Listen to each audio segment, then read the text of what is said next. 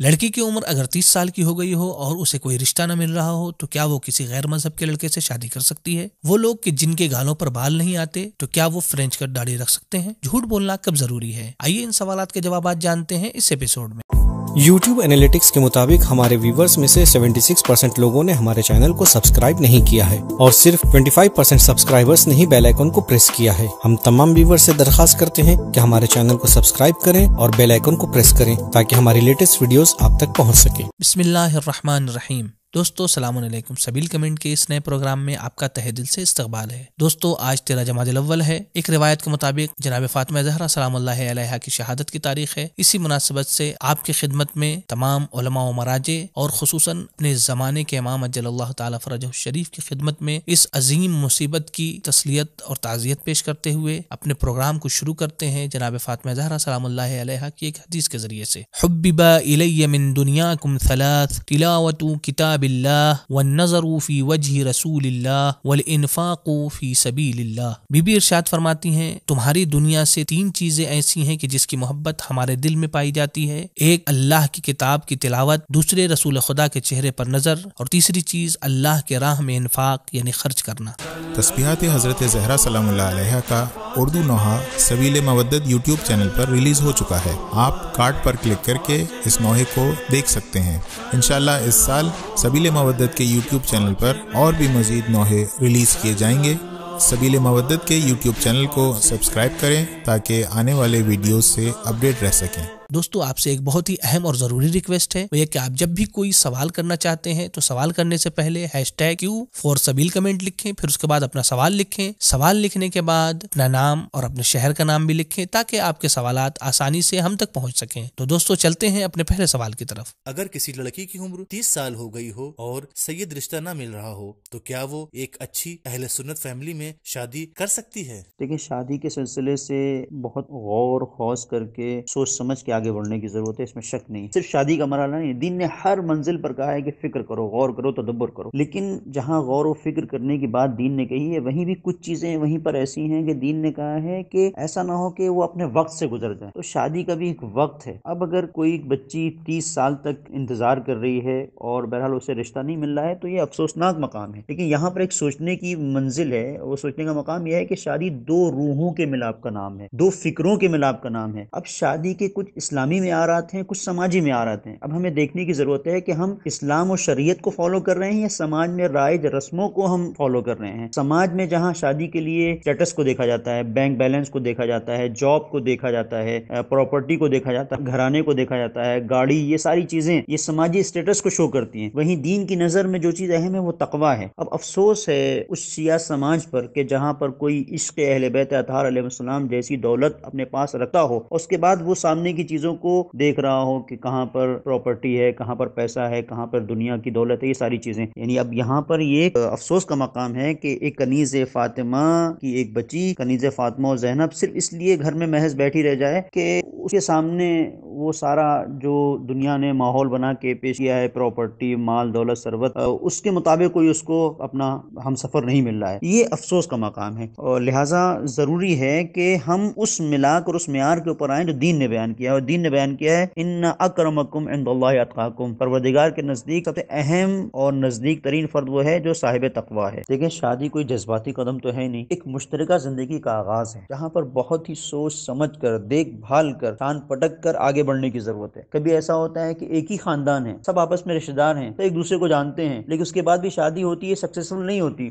मामला डिवोर्स तक पहुंच जाता है। क्यों? क्योंकि कुफियत को नहीं देखा गया। जहाँ पर ये देखने की जरूरत थी जो इस्लाम ने मेयार बताया है कि पाक दामनी हो, तकवा हो, ये सारी चीजें। तो अब मरहला यह है कि कहीं पर अगर फर्ज करें कि हम सादात में रिश्ते को तलाश कर रहे हैं, नहीं मिलता हमें, तो गैर सादात में बहुत सारे ऐसे अफराद हैं जो साहिब तकवा हैं, जो पाक दामन हैं, तो उनकी तरफ हम रुजू कर सकते हैं। अब रह जाती है बात अहले सुन्नत के यहाँ शादी करने की, तो हमारे फुक़हा ने खास तौर पर इस बुनियाद के ऊपर कि मजहब के खतरे में पड़ जाने का ये मरहला सबब बन सका है, यानी अहले सुन्नत के यहाँ शादी मजहब के खतरे में पड़ने का सबब बन सकती है। इसलिए बाज़ ने इसे मकरूह जाना है, बाज़ نے اس پہ اشکال کیا ہے، خاص طور پر دور حاضر کے مراجع میں آیت اللہ مکارمی شیرازی نے مذہب کے خطرے کی بنیاد کے اوپر اسے محل اشکال جانا ہے، اگرچہ آیت اللہ سیستانی اور رہبر انقلاب اسلامی نے اس بات کو بیان کیا ہے کہ اگر انسان کا مذہب خطرے میں نہیں ہے، اسے پتا ہے کہ اس کا مذہب محفوظ رہے گا، تو اس میں کوئی حرج نہیں ہے، لیکن بہتر یہ ہے کہ انسان اپنے مذہب میں اپنے یہاں شادی کرے تاکہ بہرحال ان مسائل سے بچ سکے جو بعد میں مشکلات کا سبب بن سکتے ہیں۔ دوستو، شہزادی کے سلسلے سے ہماری ایک بہترین ویڈیو ہے جس کا عنوان ہے ایک ہار کے 3 کرامات، جس پر کمنٹ کرتے ہوئے ہمارے ایک ویور نے لکھا ہے واقعا یہ ایک بہترین ویڈیو ہے، ہمیں کوشش کرنی چاہیے کہ ہم بی بی کی سیرت پر عمل کریں۔ دوستو، ہماری آپ سے ریکویسٹ ہے کہ آپ اس ویڈیو کو خود بھی دیکھیں، اپنے دوستوں کے ساتھ بھی شیئر کریں تاکہ پیغام محمد وآل محمد زیادہ سے زیادہ عام ہو سکے۔